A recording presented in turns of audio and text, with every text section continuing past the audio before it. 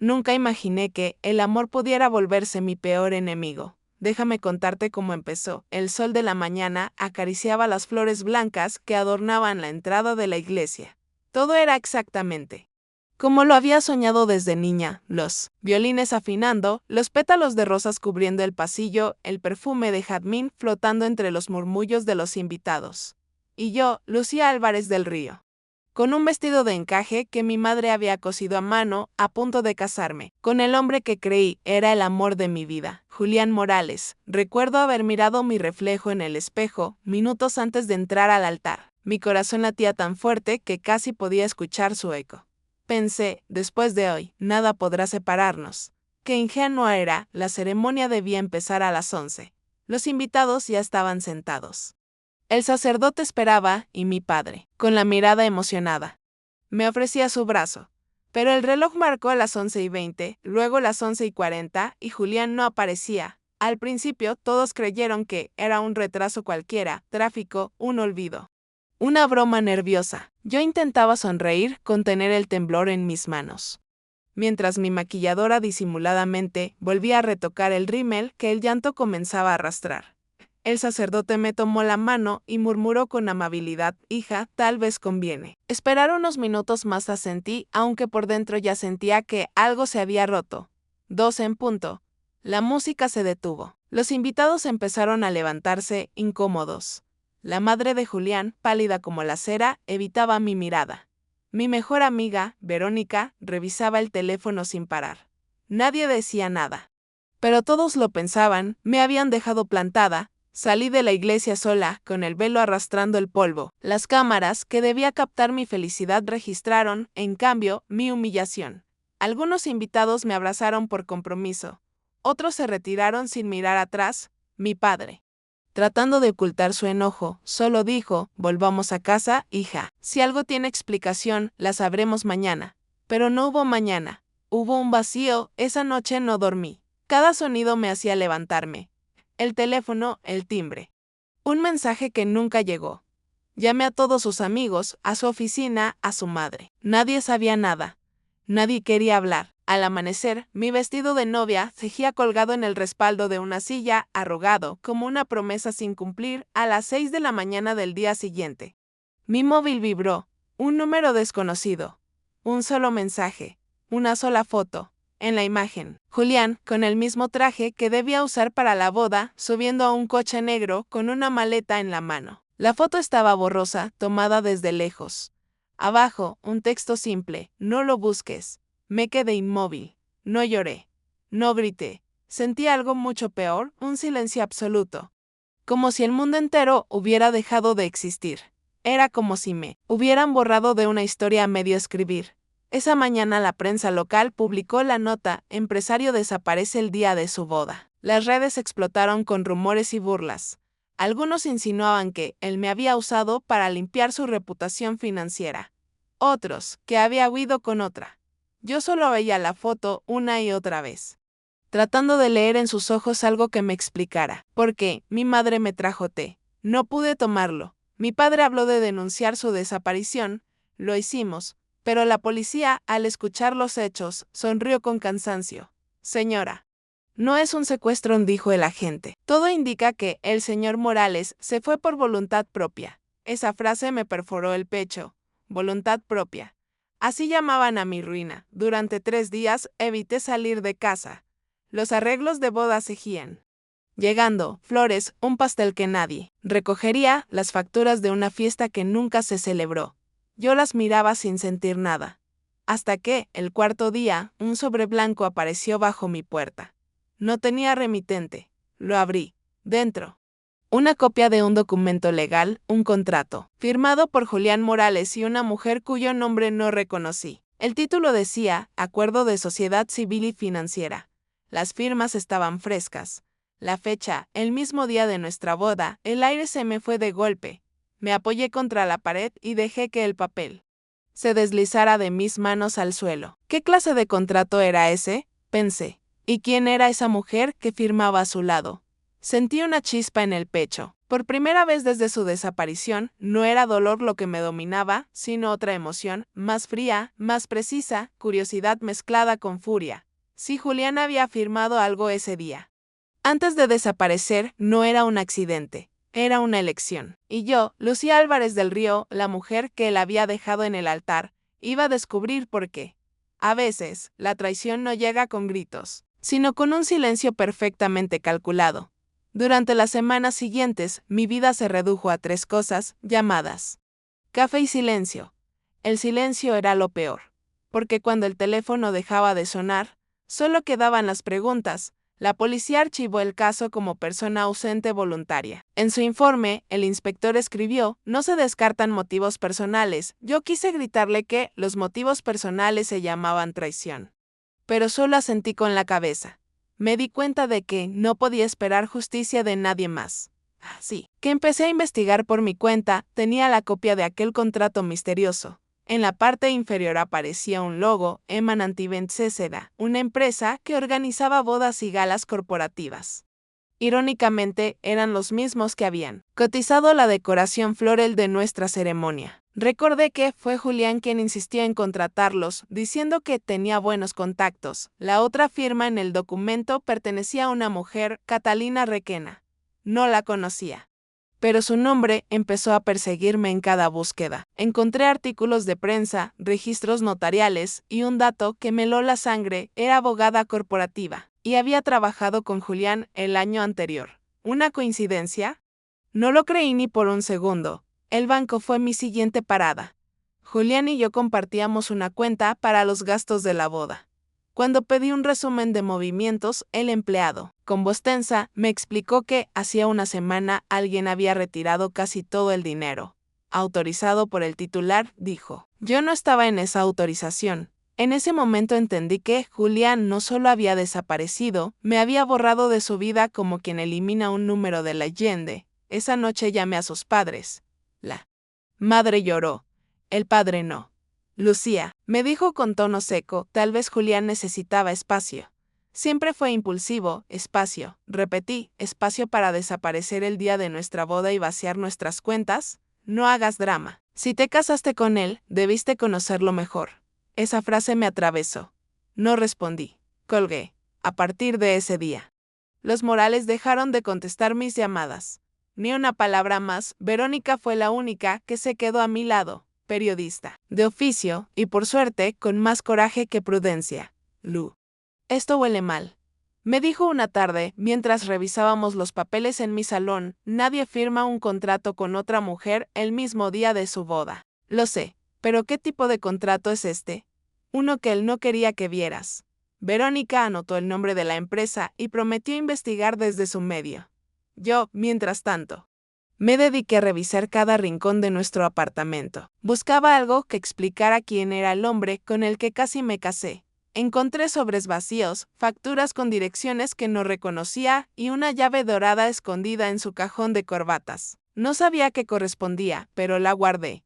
El 5.º día, revisando su computadora, descubrí algo más en su correo. Había borradores de mensajes que nunca envió. Uno de ellos decía, si algo sale mal, recuerda el acuerdo. No contactes a nadie.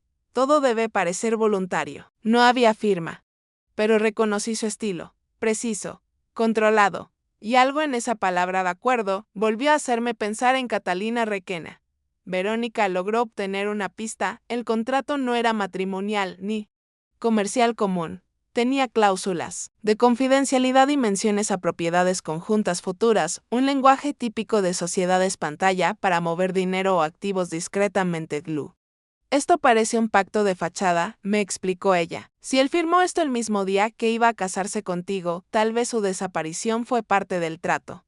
¿Y si ella, Catalina, sabía todo? O peor, si fue ella quien lo organizó, sentí un escalofrío. No sabía qué dolía más. Pensar que Julián me había engañado con otra, o que esa otra lo había ayudado a desaparecer. Esa noche soñé con la foto del coche negro. Desperté sobresaltada, con la sensación de que alguien me observaba desde la ventana, pero solo era mi reflejo. Mi rostro parecía otro, pálido, ojeroso, pero con una nueva determinación en los ojos. Si Julián creía que podía borrarme sin dejar rastro, no conocía a la Lucía que surgía después del abandono. Una semana más tarde, cuando creí que ya nada podía sorprenderme, recibí un paquete por mensajería privada. Sin remitente, otra vez. Dentro, solo un sobre gris con mi nombre. Lo abrí lentamente, esperando más documentos. Otra herida. Pero lo que encontré me hizo quedarme sin aliento. Era una copia del contrato original, pero esta vez tenía una página adicional con una firma más reciente. La fecha estaba marcada con tinta roja 3 días después de su desaparición, y junto a la rúbrica de Julián. Un sello que decía, renovación que entrecho el Catalina Requena. Sentí que el suelo desaparecía bajo mis pies. No solo me había dejado, había renovado un contrato con otra mujer. Mi respiración se volvió corta, la vista nublada. Me dejé caer sobre el sofá, apretando el documento entre las manos. Verónica, al verlo, solo susurró, esto no es amor. Luz es un negocio, sentí sin lágrimas, porque ya no lloraba. Estaba aprendiendo a observar, a entender el lenguaje de los traidores, y a escribir mi propio plan. Desde ese día, dejé de ser la novia abandonada, empecé a ser la mujer que iba a descubrir la verdad. El silencio puede ser un arma, si aprendes a cargarlo con intención. El amanecer del lunes trajo consigo una claridad amarga, la ilusión se había roto por completo. Pero en su lugar crecía algo más sólido, determinación. No buscaba ya una disculpa ni una explicación romántica. Buscaba la verdad y estaba dispuesta a escarbar en la mugre de la vida de Julián Morales para encontrarla. Verónica llegó temprano a casa, con su grabadora y una carpeta llena de notas. Había conseguido rastrear a Emanant Events, decía. La empresa mencionada en el contrato fue hasta sus oficinas, me contó, mientras dejaba su bolso sobre la mesa. Están en la zona financiera. Piso 19 del edificio Torre Prisma. No hay algo raro, esa empresa apenas tiene 2 años de existencia, pero maneja contratos por millones. ¿Y Catalina Requena? Pregunté. Figura como asesora legal externa, nadie quiere hablar de ella. El tono de su voz me dijo que había más. ¿Qué no me estás contando? Verónica suspiró. Uno de los empleados me reconoció tu apellido. Dijo que la señora Álvarez era parte del trato, luego se cayó y desapareció. Mi sangre se heló. ¿Parte del trato? ¿Qué quiso decir? No lo sé. Pero no sonaba a metáfora. Esa misma tarde decidí ir yo misma a esas oficinas. Me vestí de manera sobria, recogí el cabello y llevé conmigo el contrato doblado dentro de una carpeta de cuero. Quería parecer una cliente más. Una mujer de negocios. El edificio Torre Prisma era un rascacielos de vidrio azul impoluto. La recepción olía a mármol y perfume caro. Al presentarme como Lucía Morales, sí, usé su apellido. Una estrategia impulsiva, la recepcionista sonrió con cortesía mecánica. ¿Tiene cita, señora Morales? Sí, con el departamento legal. Catalina Requena. Mientras hablaba. Mis manos sudaban dentro de los bolsillos. La mujer tecleó algo, luego levantó la vista. La licenciada Requena no está disponible. ¿Desea dejarle un mensaje? Solo entregar un documento, respondí. Me indicó un pasillo lateral. Caminé despacio, observando cada detalle, las paredes de cristal, los cuadros modernos. El silencio profesional. Me detuve frente a una oficina abierta. Dentro, un asistente. Revisaba papeles. Cuando me vio, su expresión cambió. De neutral a nerviosa. ¿Puedo ayudarla? Buscó a Catalina Requena. No están, respondió enseguida, demasiado rápido. Pero en su escritorio vi algo, un portarretrato con una foto de Catalina y Julián en un cóctel empresarial. Estaban riendo. Muy cerca. Su mano sobre la espalda de ella. La asistente notó mi mirada y sin decir más se levantó y salió del lugar casi corriendo. Me quedé sola unos segundos, escuchando el sonido lejano de las impresoras. Saqué el contrato de la carpeta y lo puse sobre el escritorio. Mi nombre no aparecía en ninguna parte, pero cada cláusula hablaba de una operación simbólica de unión civil, de inversión estratégica compartida, palabras frías, que disimulaban lo que, en el fondo, era una estafa emocional. Mientras leía, un pensamiento me atravesó, ¿y si Julián nunca planeó una boda real, sino una jugada financiera disfrazada de amor? Salí del edificio con el corazón palpitando. No sabía si llorar o reír. Afueras, Verónica me esperaba en el coche. ¿Qué pasó? Vi su foto. Con ella. En su oficina. Tragué saliva, y la asistente oyó como si hubiera visto un fantasma. Verónica me miró fijamente. Lu, tengo una fuente en el registro mercantil. Si me das 2 días. Puedo saber qué tipo de sociedad tienen Julián y Catalina. Toma lo que necesites. Le di el contrato, yo, mientras tanto, voy a seguir su rastro. Esa noche, al revisar mis correos, noté algo extraño. Un nuevo mensaje en la carpeta de spam. Sin asunto, sin firma. Solo un texto breve, no busques más.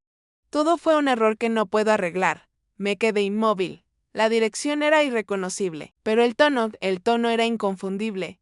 Era de Julián. Sentí una mezcla de alivio y rabia. Lo había hecho, se había atrevido a escribirme, después de desaparecer. Después de destruir mi reputación y vaciar nuestras cuentas, su disculpa. Era eso, una frase cobarde en un correo anónimo. Releí cada palabra buscando una pista. ¿Dónde estaba? ¿Por qué ahora? Pero no había nada más. Solo ese mensaje, seco, como si quisiera cerrar una puerta. Lo reenvié a Verónica sin comentar. Ella respondió en segundos, esto no es un error.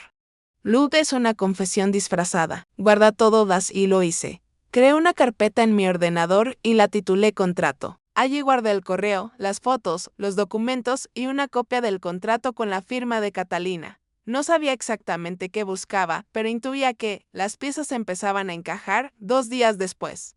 Verónica volvió con noticias. Confirmado. Julián y Catalina son socios fundadores de una empresa offshore en Panamá. Los papeles están a nombre de una sociedad pantalla. Y las fechas coinciden con los días previos a la boda. ¿Qué significa eso? Pregunté, aunque ya lo sospechaba, que tu matrimonio iba a ser parte de una tapadera. Julián necesitaba aparentar estabilidad y compromiso para firmar contratos internacionales. Y tú, Luz, bajó la voz, eras la fachada perfecta. Me quedé en silencio. Por dentro. Algo se rompía y al mismo tiempo se endurecía. No había sido un abandono romántico, había sido un plan. Frío, económico, calculado. Miré por la ventana de mi apartamento. Afuera llovía. El sonido de las gotas me recordó a la música que debía sonar en la iglesia aquel día. Ahora. Entendía todo de otro modo, aquella boda no era el final feliz que imaginé, sino la escena inicial de una farsa corporativa. Verónica me tocó el hombro. ¿Qué vas a hacer? Esperar. Mi voz salió firme. Si me escribió, significa que aún se siente seguro. Y los hombres seguros cometen errores. Ella sonrió con complicidad. Eso suena a trampa. No. Suena a justicia. Guardé los documentos en una carpeta negra. En la portada escribí con rotulador, proyecto, verdad.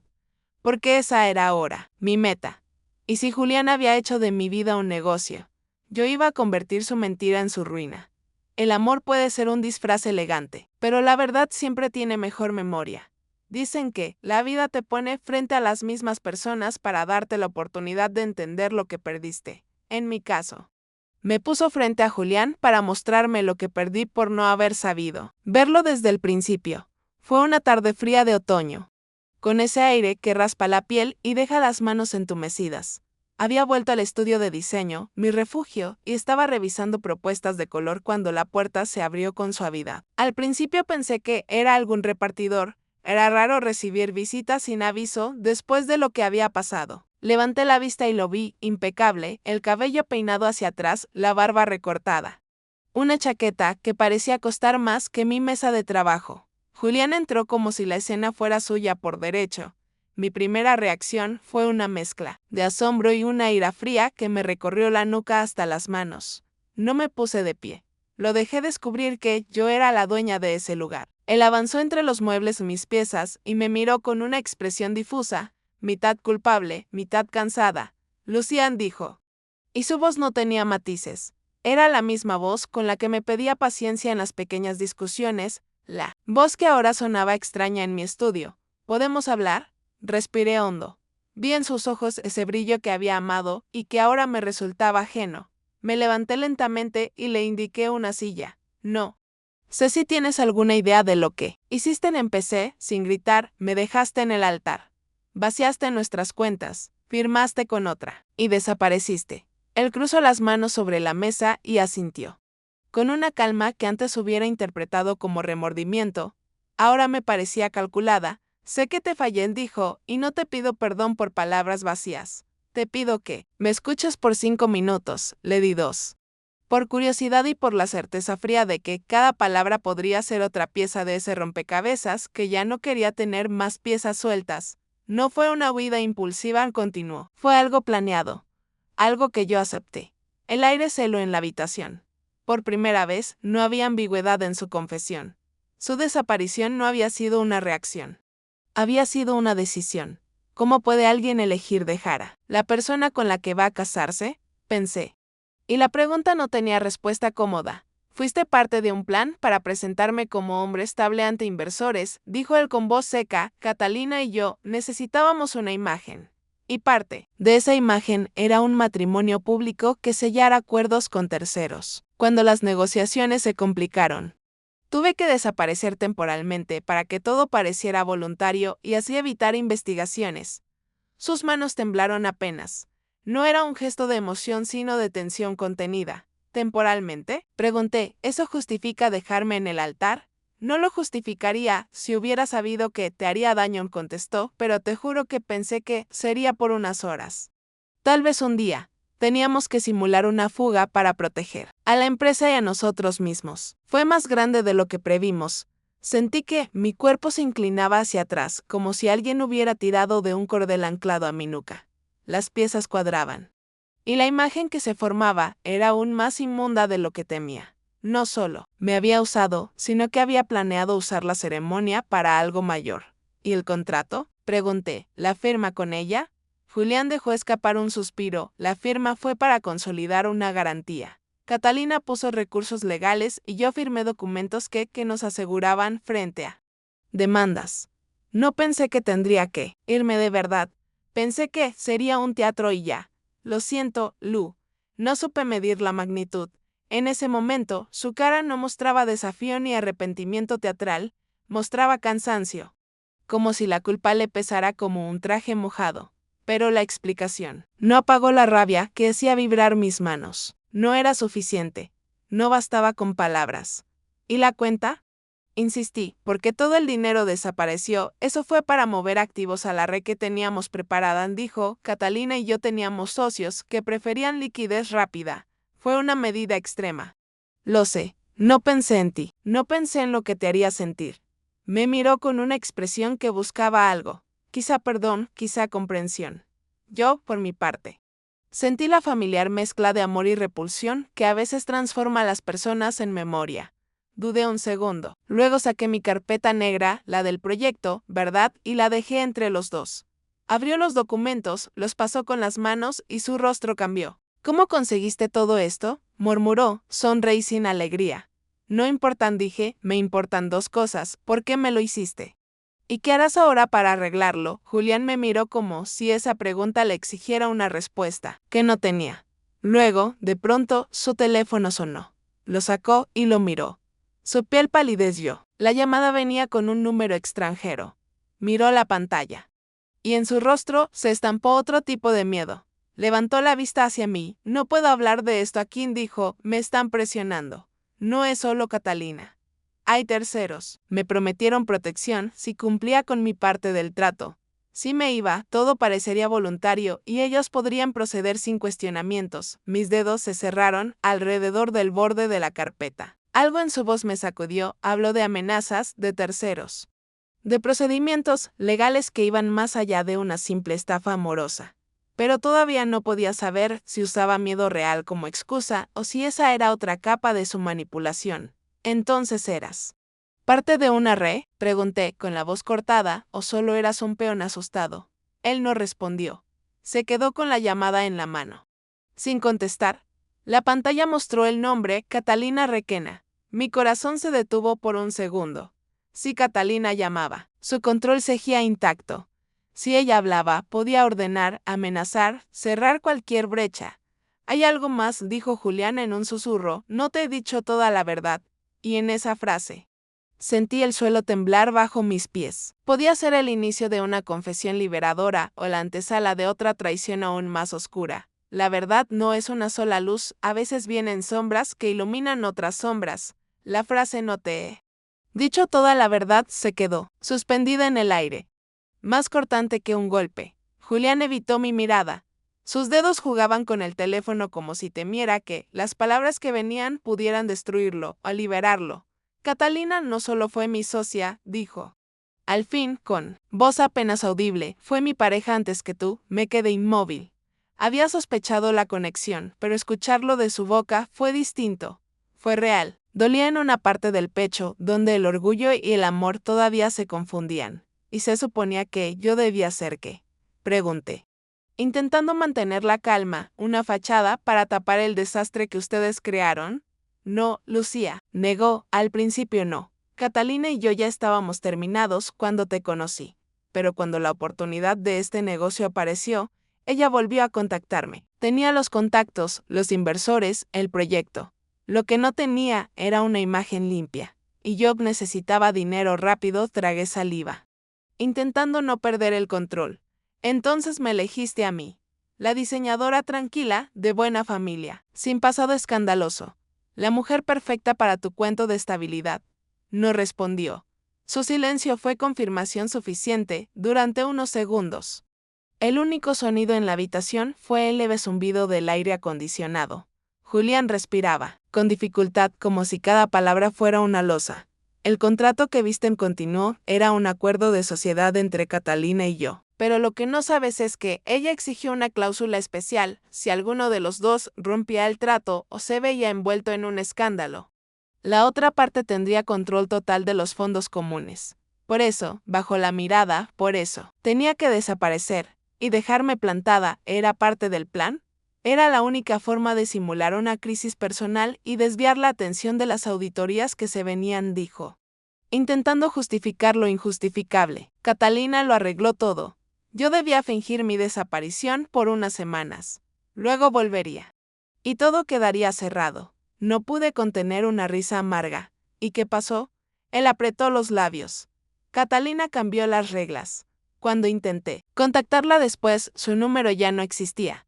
Había tomado el control total del dinero y de la empresa. El contrato que firmé me dejó sin opciones. No sabía si sentir lástima o desprecio. Me había usado, sí, pero también había sido usado. Eso no lo exculpaba. Solo lo hacía más patético. Saqué una carpeta nueva que había preparado. Entonces explícamelo, dije, porque según esto, abrí el documento. Catalina registró una segunda sociedad en su nombre 3 días después de tu desaparición. Mis fuentes encontraron las escrituras. El mismo sello, la misma fecha. Julián se inclinó, leyó, y su rostro se contrajo. No puede ser, susurró, esto es imposible. ¿Imposible? Le interrumpí, ella firmó por ti, falsificó tu rúbrica. ¿Y si te sirve de consuelo? Los socios de Panamá también aparecen aquí. Así que no solo perdiste dinero, perdiste tu identidad legal. Su respiración se aceleró. Me miró con una mezcla de desesperación y algo parecido al miedo. Lucía, necesito esas copias. Si las entregas a la prensa, me destruyes. Ya lo estás, le respondí con calma, pero tranquila, todavía no pienso hacerlo. Él levantó la cabeza. Desconfiado. ¿Qué quieres entonces? La verdad completa, dije, nombres, fechas, todo lo que Catalina te hizo firmar. Si me mientes una vez más, serás tú quien se hunda. Me observó largo rato, como si intentara decidir si podía confiar en mí. Finalmente, asintió. Hay una reunión esta semana. Catalina me citó. Dijo que quiere resolver los flecos sueltos, tal vez sea una trampa. Pero también es mi única oportunidad de hablarle cara a cara. Mi mente empezó a trazar planes. Al instante. No va solo, le dije. ¿Qué? Si Catalina quiere verte, me verá a mí también. Él negó de inmediato. No. Lucía, no sabes de lo que es capaz. Lo sabré, repliqué, porque pienso enfrentarla. Verónica no estaba. De acuerdo, claro. Cuando se lo conté, golpeó la mesa. ¿Estás loca? Esa mujer juega en otro nivel, Lu. Si te ve, sabrá que estás detrás de la investigación. Precisamente por eso. Si se siente observada, cometerá errores. Verónica suspiró y finalmente asintió. Entonces no vayas sola. Llévate esto. Me entregó un pequeño grabador de voz. Solo por si se te ocurre firmar algo. La reunión fue acordada en un restaurante elegante del centro. Catalina Requena llegó puntual. Alta, delgada. Vestida con un traje beige impecable. Su sonrisa era la de alguien que nunca pierde el control. Lucía Álvarez del Río, dijo con un tono de ironía dulce. Por fin te conozco en persona. Julián me habló tanto de ti. Lástima que no fue recíproco, respondí, conteniendo el temblor en la voz. Catalina pidió vino. Yo pedí agua. Había algo hipnótico en su manera de moverse. En cómo dominaba el espacio sin esfuerzo. No vengo a discutir el pasado, dijo ella. Vengo a ofrecerte una salida digna. ¿Una salida? Sí. Renuncia a cualquier derecho sobre las cuentas, los bienes o los documentos que tengas. Y a cambio recibirás una compensación. Considera que fue un malentendido entre adultos. Me incliné hacia ella. ¿Y si no acepto? Su sonrisa se endureció apenas. Entonces el nombre de Julián y el tuyo saldrán en los periódicos como cómplices de fraude internacional. Créeme, Lucía, la opinión pública no distingue inocentes de culpables. Tomé un sorbo de agua. Despacio. Interesante propuesta, dije, pero tengo otra. Saqué de mi bolso un sobre y lo deslicé hacia ella. Dentro había copias de las pruebas, los registros falsificados y una nota manuscrita. Sé más de lo que imaginas. Catalina lo abrió y su expresión cambió por primera vez. Su seguridad se fracturó apenas un instante. ¿Qué es esto?, murmuró. Una advertencia, le dije. Levantándome, ya no estoy fuera del juego, la dejé allí, inmóvil, con su copa de vino aún temblando en la mano. Mientras salía, sentí algo nuevo recorrerme el cuerpo, poder. Por primera vez desde la boda. No era la víctima, era la jugadora. El dolor me enseñó que la elegancia también puede ser un arma. La mirada de Catalina al leer mis papeles me acompañó durante días. Esa expresión, una grieta diminuta en su máscara de control, fue suficiente para recordarme que, incluso los depredadores sangran. Yo había pasado meses preguntándome por qué. Ahora, lo único que quería saber era cómo hacerla caer. Empecé a moverme con discreción. Cambié mis rutinas, mis contraseñas. Incluso el nombre de mi estudio, de Álvarez Design, pasó a llamarse Lar Espacios. Nadie debía vincular mis nuevos proyectos con la mujer abandonada de las noticias. Era mi forma de borrar el pasado. Mientras preparaba mi contraataque, Verónica fue mi aliada constante. Nos reuníamos en cafés discretos, siempre cambiando de lugar. Ella llevaba una carpeta llena de notas y grabaciones, yo un plan cada vez más definido. Catalina controla el dinero, pero no puede justificar su origen, me explicó una tarde. Si logramos vincular las transferencias a los contratos falsos, los inversores la van a devorar. ¿Y Julián?, pregunté. Está en silencio, no responde mensajes. Sospecho que ella lo está vigilando también. Me quedé mirando por la ventana. En el reflejo del cristal me vi diferente, el cabello recogido, la mirada firme. Ya no soy la mujer que esperaba respuestas, pensé. Soy la que las fabrica. A los pocos días, Julián volvió a aparecer. Me llamó desde un número oculto. Su voz sonaba más cansada, más frágil. Lucía, tenemos que vernos.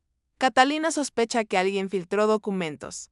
¿Y tú crees que fui yo?, pregunté, sin esfuerzo por ocultar el sarcasmo. No, pero si descubre que estás detrás, irá a por ti. Le di una cita en un parque abierto, bajo la excusa de mantener distancia, cuando llegó. Llevaba gafas oscuras y un aire de paranoia. Ella controla todo, dijo en voz baja, las cuentas, las comunicaciones, incluso mis movimientos. Está usando mi nombre para firmar contratos que yo nunca autoricé.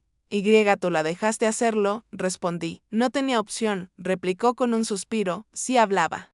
Me hundía. Pero tú puedes detenerla.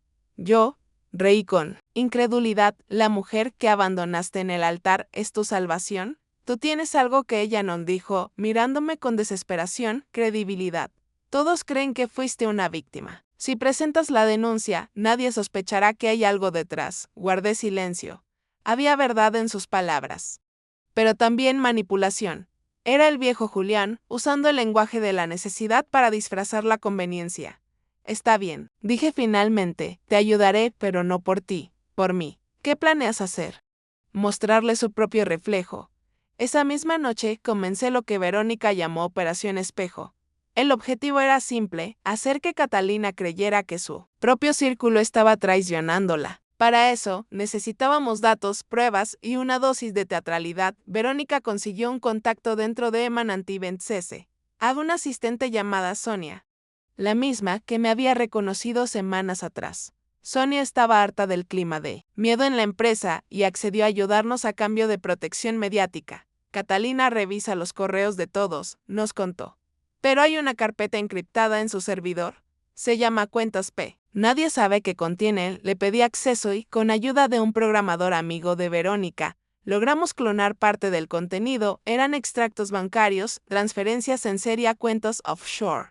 Incluso una en las Islas Caimán a nombre de Julián Morales Holdings Limited, que era la prueba perfecta. ¿Y si lo entregamos ya?, preguntó Verónica. No respondí, aún no. Quiero que ella sepa que lo tengo. Así comenzó el juego cada mañana. Catalina recibía un correo anónimo con una frase distinta. Las sombras también tienen espejo. Todo contrato deja huella. La firma no siempre prueba inocencia. Nunca mencioné nombres ni detalles, pero bastaba para ponerla nerviosa. Al tercer día cambió de número y de asistente. Al quinto me llamó directamente. Lucial dijo sin saludo, ¿eres tú quien está detrás de esto? ¿De qué hablas? De los mensajes. De las filtraciones. Sé que tienes algo, sonreí. Para mis adentros, la máscara perfecta de Catalina empezaba a resquebrajarse. Yo solo tengo la verdad, Catalina, contesté, pero no te preocupes, sabré cuándo mostrarla. Colgó sin responder Julián. Mientras tanto, parecía hundirse. Más. Lo vi un par de veces, cada vez más tenso, más paranoico. Una noche, apareció en mi puerta con una botella medio vacía. No puedo más, dijo. Con voz rota, ella me está ahogando. Tú elegiste a tu verdugo, le recordé. Pero cuando lo vi desplomarse en el sofá, con los ojos enrojecidos, supe que estaba al borde. Por un instante, la rabia se mezcló con compasión. A veces el amor no muere, se deforma, se pudre, se convierte en lástima. Dime lo que sabes, le exigí todo. Catalina usa mi nombre para firmar contratos de lavado de activos. Si caigo.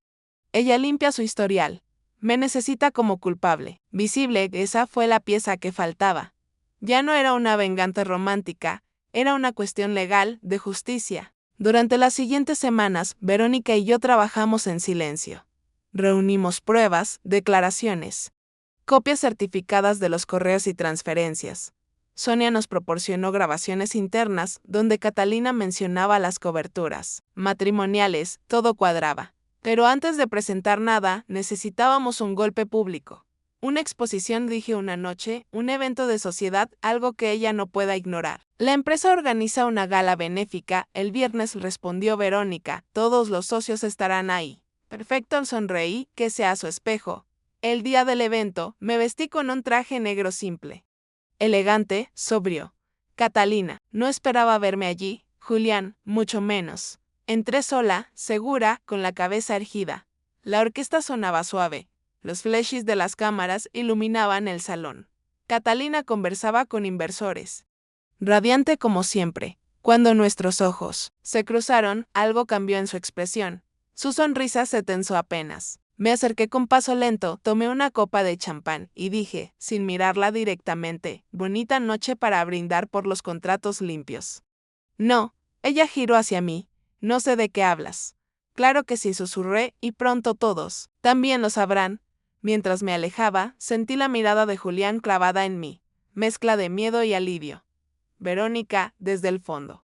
Levantó su teléfono discretamente. Todo estaba siendo grabado, el espejo estaba colocado. Solo faltaba romperlo. Cuando aprendes a jugar como ellos, el reflejo deja de asustarte. La gala benéfica se convirtió en el escenario perfecto. Ironías de la vida, Catalina había organizado aquel evento para limpiar su imagen corporativa, mostrar transparencia, invitar a periodistas y donantes. No imaginaba que esa misma noche, frente a cámaras y aplausos, su propio imperio empezaría a derrumbarse. Llegué temprano, acompañada de Verónica, que fingía ser parte del equipo de prensa. Cada paso que dábamos dentro del salón tenía una precisión quirúrgica. Habíamos pasado días preparando la trampa, correos programados, grabaciones editadas, documentos listos para filtrarse en el momento exacto. Catalina estaba espléndida, vestida de blanco, símbolo de pureza que contrastaba con lo que yo sabía. Al verme entrar, su sonrisa apenas tembló, pero sus ojos se endurecieron. Sabía que mi presencia no era casual. Lucián me saludó con un tono de hielo. «Qué sorpresa verte aquí, vine a celebrar las buenas causas», contesté, alzando mi copa, al fin y al cabo.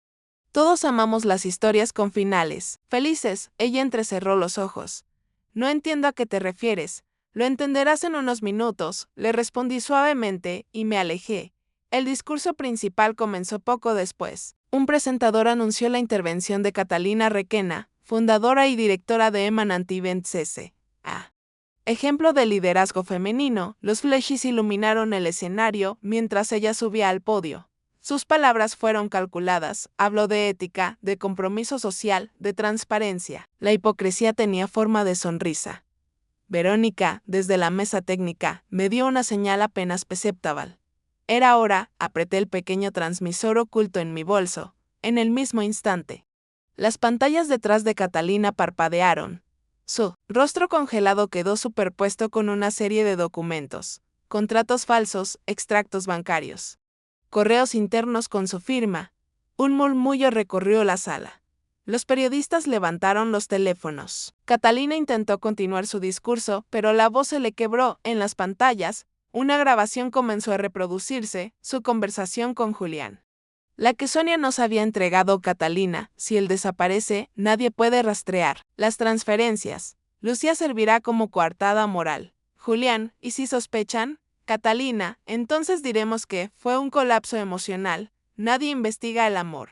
El silencio fue absoluto. Luego, el caos. Voces, flashes, gritos. Catalina intentó apagar el proyector, pero Verónica había bloqueado el sistema. La exposición estaba asegurada. Yo observaba desde la distancia, inmóvil, mientras la mujer que había intentado destruirme veía desmoronarse todo su teatro. Julián, que estaba entre los invitados, se levantó lentamente, pálido.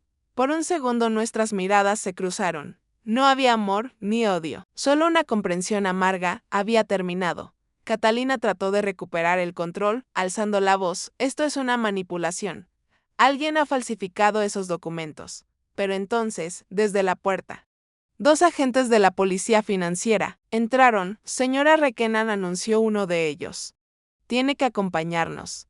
Hay una orden de investigación por fraude y falsificación de documentos.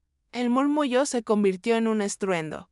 Los fotógrafos corrieron detrás de ellos. Catalina giró una última vez hacia mí, los ojos encendidos de furia. Turescopió, esto es tu venganza. No, le respondí en voz baja, sin apartar la mirada, es justicia. Cuando todo terminó, salí del salón despacio, como quien abandona una escena teatral. Afuera, el aire nocturno olía a libertad y lluvia reciente. Verónica me alcanzó, exultante. Funcionó, dijo, mostrando su móvil. La grabación ya está en todos los portales. Entonces ya no hay vuelta atrás. ¿Y Julián?, preguntó ella. Lo vi. No creo que se atreva a huir.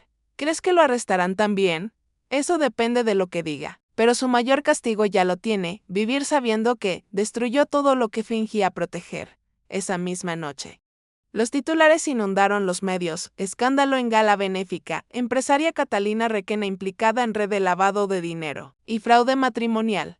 El socio desaparecido reaparece como testigo clave. Julián, presionado por la evidencia, aceptó declarar. Admitió su papel en la simulación de matrimonio y colaboró con las autoridades. Gracias a eso, recibió una condena reducida. Yo no lo volví a ver más. Ni siquiera quiso defenderse públicamente. Tal vez entendió que, en la historia que ambos habíamos escrito, él era el villano y yo, la narradora, que se negó a callar. Semanas después, recibí una carta oficial notificándome que quedaba exonerada de toda vinculación con el caso.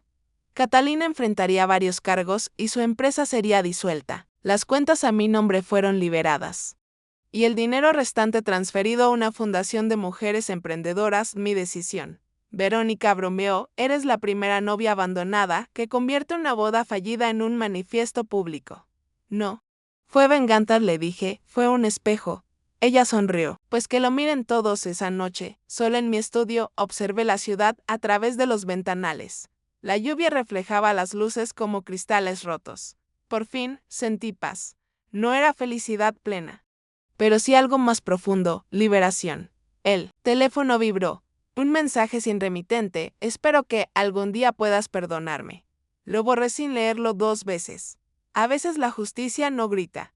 Solo espera, paciente, hasta que la verdad hable por sí sola. El amanecer del día siguiente fue distinto. Por primera vez en mucho tiempo, el sol no dolía. Entraba por las ventanas de mi estudio con una luz cálida. como si todo lo gris de los últimos meses se hubiera disuelto con la tormenta de la noche anterior. Encendí el viejo tocadiscos que había guardado desde antes de la boda. Sonaba Edith Piaf. Sonreí sin melancolía, ya no me recordaba a Julián, sino a mí, a la mujer que había sobrevivido al engaño y lo había transformado en propósito. El caso estaba cerrado.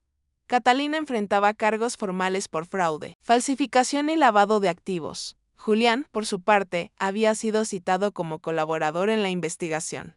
Lo último que supe fue que había salido del país bajo acuerdo judicial. No sentí odio. Sentí indiferencia. Había dejado de ser un capítulo inconcluso y se había convertido en una advertencia viviente. Nunca firmes nada, ni emocional ni legalmente. Sin leer las letras pequeñas del alma, mi vida comenzó a reorganizarse. Reabrí mi estudio bajo un nuevo nombre, Lucia Studio, una versión más libre de mí. No solo diseñaba espacios ahora, sino también conferencias sobre ética profesional y resiliencia. Verónica insistió en grabar una de mis charlas para su canal. La gente necesita escuchar que la venganza no siempre destruye, a veces ordenan, me dijo. No fue venganza. Veron, respondí, fue una declaración de dignidad. Ella rió, alzando su café. Llámalo como quieras, pero admitámoslo, lo hiciste con estilo, los días transcurrieron tranquilos. Dormía mejor, comía mejor, respiraba distinto. La ansiedad que antes me mantenía en alerta constante se transformó en algo más amable, una serenidad vigilante. Un jueves por la tarde. Recibí una carta certificada. El remitente, Julián Morales.